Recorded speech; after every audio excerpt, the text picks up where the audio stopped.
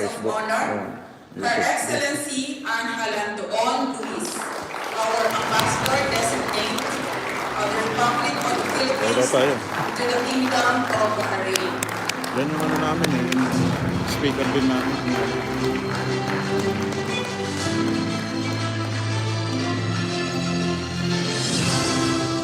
Thank you very much. Our distinguished engineers in the hall, yes, mga kababayan, magandang umaga po sa inyong lahat. And I extend a very warm welcome to our visitors who came all the way from the Philippines, from Qatar, from the UAE, from Kuwait, and from Saudi Arabia. I'd like to mention that aside from myself, I am joined this morning by two other officials from the Philippine Embassy in the Kingdom of Bahrain, Consul Brian Jess Baguio. Brian, he is my deputy at the embassy, and of course, as introduced earlier, our labor attaché and head of the Migrant Workers Office at the embassy, Attorney Vicente Cabe.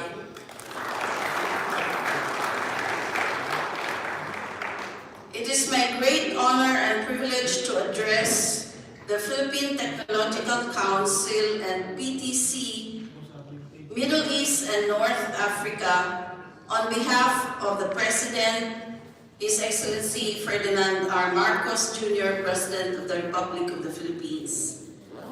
Firstly, I would like to convey my congratulations and the President's congratulations and best wishes to the PTC and its members from Bahrain, Qatar, Saudi Arabia, Kuwait, and the MENA region. Since the PTC's formation in 1978 and incorporation in 1980, the PTC has continued to promote the common ideal of fostering the adoption and utilization of technological and engineering expertise of engineers to improve the quality of life of peoples and to contribute to the socio-economic development agenda of the communities where they operate. I understand that the PTC is an umbrella organization of 13 professional engineering organizations in the Philippines, each representing specific engineering field of practice. The PTC's contribution to fostering professional interdisciplinary collaboration and interaction among the individual professionals and its member organizations is indispensable.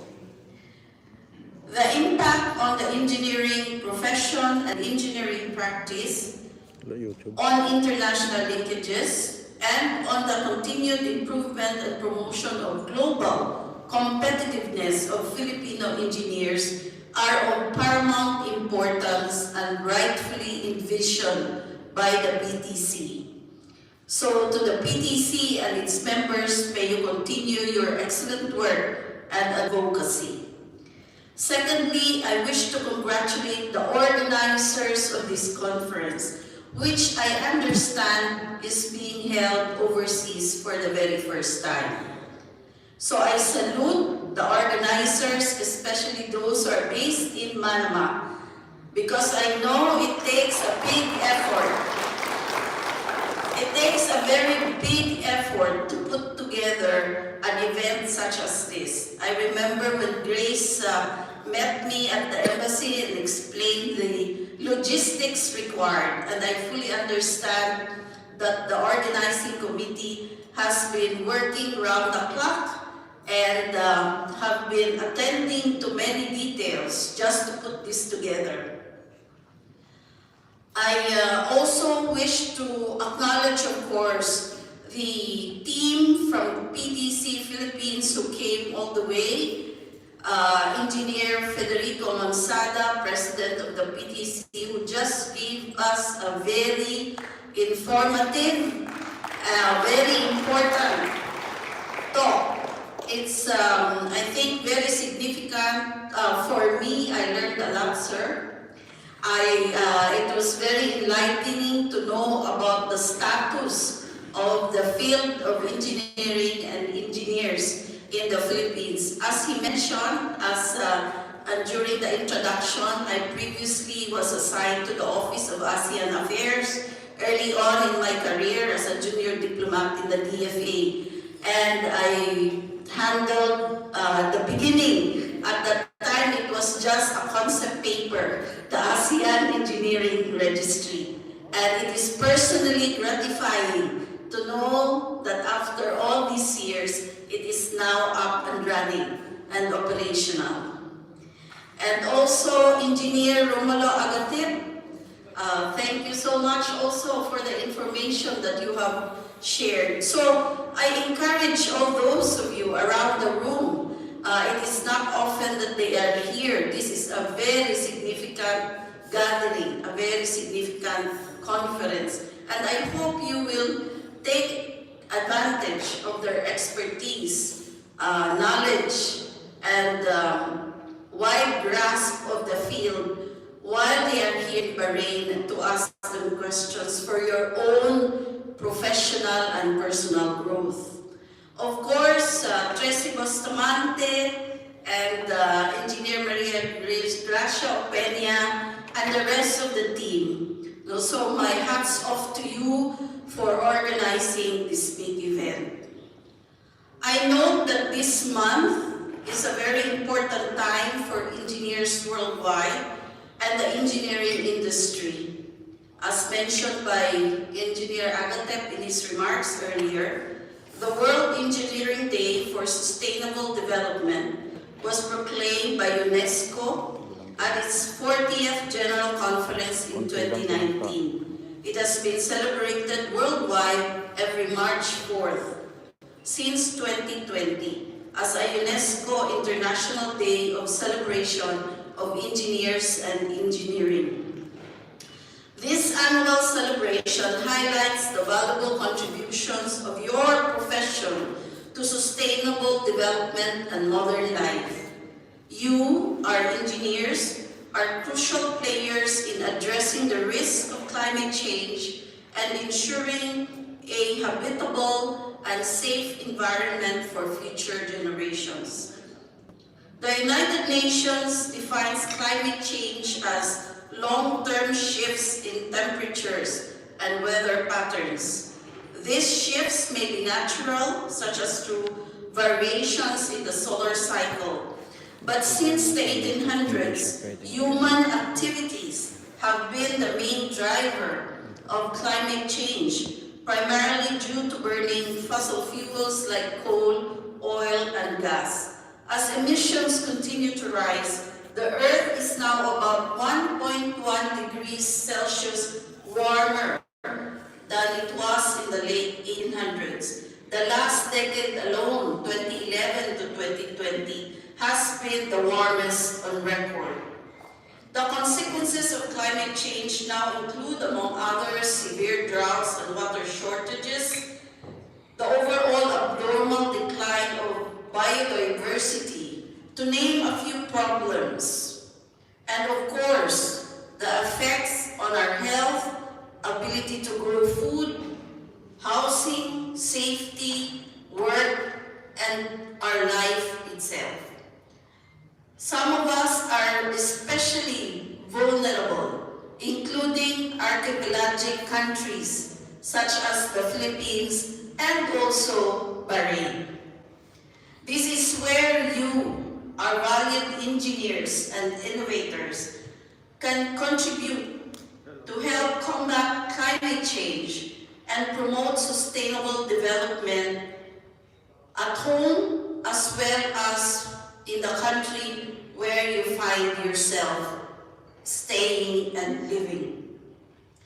For instance, we look to our engineers in the field of energy to discover valuable renewable energy sources that free us from dependency on fossil fuels and promote energy efficiency.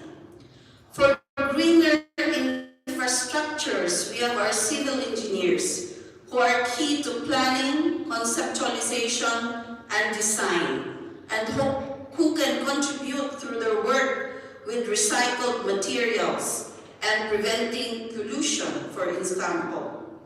We also count on our construction engineers for the responsible and environmental friendly implementation of infrastructure blueprints.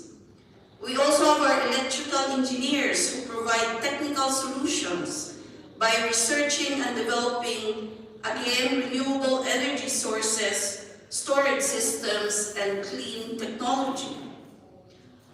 Our mechanical engineers who work on air and water pollution, seawater desalination, which is common here in the Middle East.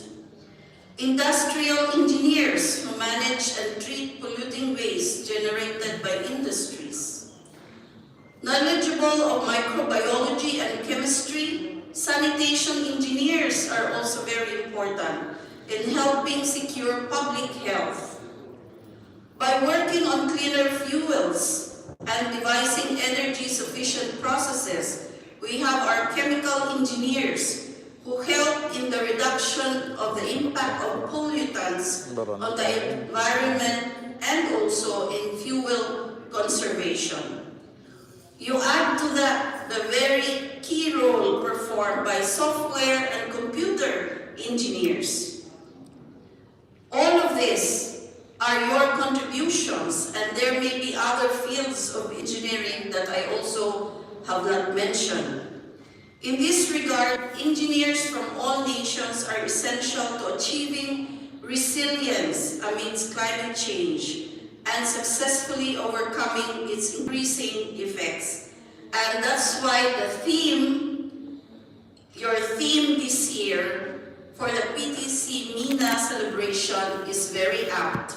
Engineering Philippines, building a resilient world for all. Your contributions, achievements, and innovations are needed. And these are also the goals that have been set in the Conference of the Parties, or COP as we know it, for the reduction of greenhouse gas emissions to advance the UN's Sustainable Development Goals. So I think, needless to say, it is very clear what role you can play as engineers in the achievement of the UN Sustainable Development Goals. As we are in the month of March, may I just also take note that we are celebrating Women's Month. In the Philippines, it is Philippine National Women's Month. And I wish to pay tribute to all Filipino women engineers all over the world, including those who are here in the room. On a personal note, I also proudly share that my son recently graduated and is also joining the engineering workforce as a mechatronics engineer. I wish to thank and commend our Filipino engineers for your immense and invaluable contributions to the different fields of the engineering industry and the global fight against climate change. You are a source of pride and inspiration to our country and our people. God bless you. Maraming salamat at mabuhay po kayong lahat.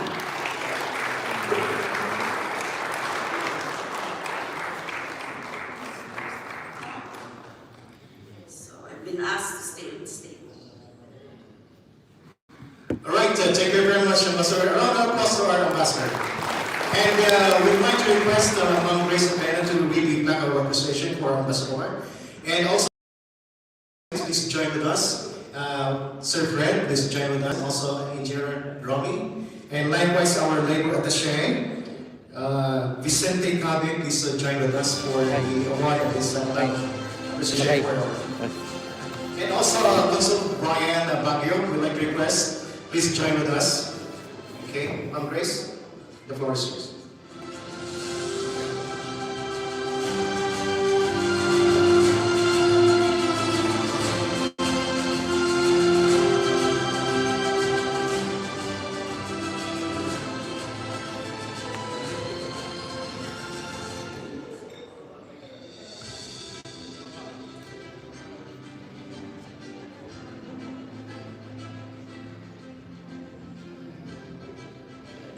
May picture tayo sa labas. May ano dun, may parang... Post natin. Plaque of appreciation is presented to Anne Halandoon Luis, Ambassador Designate, for her valued presence and insights as guest of honor and keynote speaker during the World Engineering Day 2023 Technical Conference with the theme Engineering Philippines, Building a Resilient World for All, held at Crown Plaza, Manama, Kingdom of Bahrain on March 17, 2023. Hosted by the Philippine Technological Council, Middle East and North Africa Sa live Affairs. mo? Signed, Sa yung... 13 T. Bustamante, Presidential Advisor and Overall Coordinator, PTC Mina. Maria Gracia P. May tatlo. Opeña, Deputy Presidential Advisor and Coordinator, PTC Mina. Bahrain Affairs, Romulo R. Agatep, PTC Country Registrar, and Federico A. Monsada, PTC President. Ilalive mo. Okay, tabi. Nare-reuse content ako. Ganun? Oo. Paano mo re-release? Parehas tayo ng ano. Ang gulo. I-share ko Thank you sa'yo very to. much, Her Excellency Ambassador Alantuo. And we'll take this opportunity so we'd like to request the delegates from any other. Then since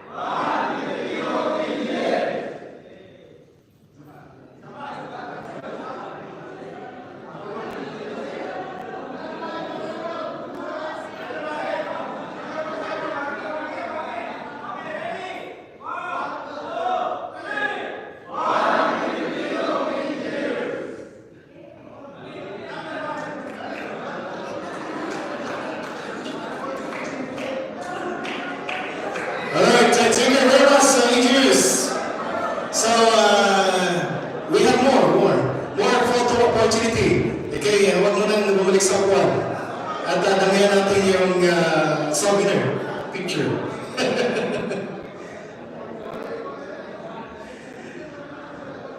Another position.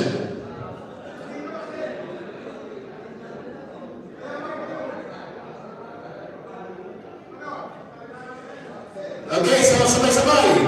1, 2, 3.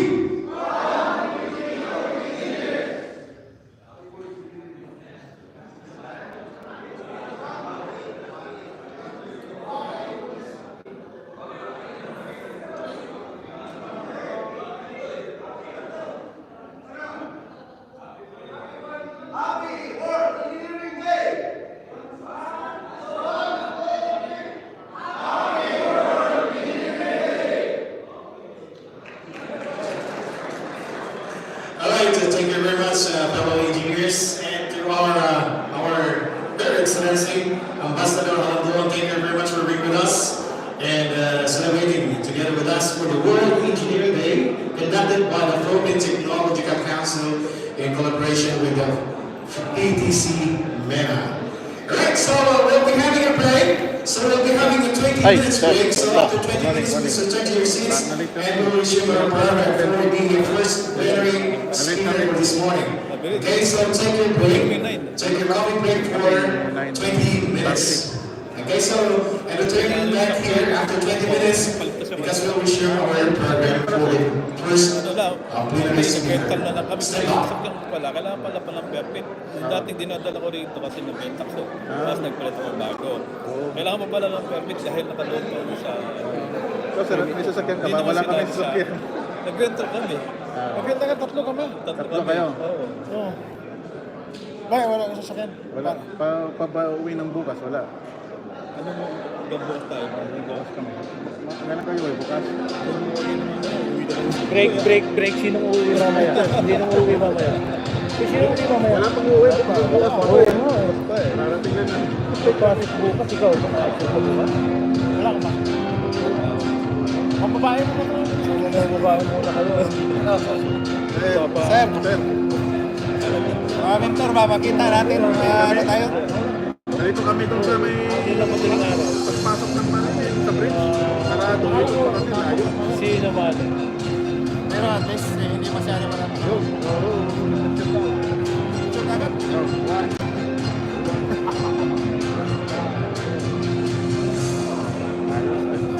Dapat kay kay Monsada. Sir Fred, Doon sa ano? Baka pa kami kanina. Balik ka mo. Yung sasakyan na yung kanila, kailangan mo na permit. Pag sa... Umaga sana kami. Bumalik kami. Bumalik kami.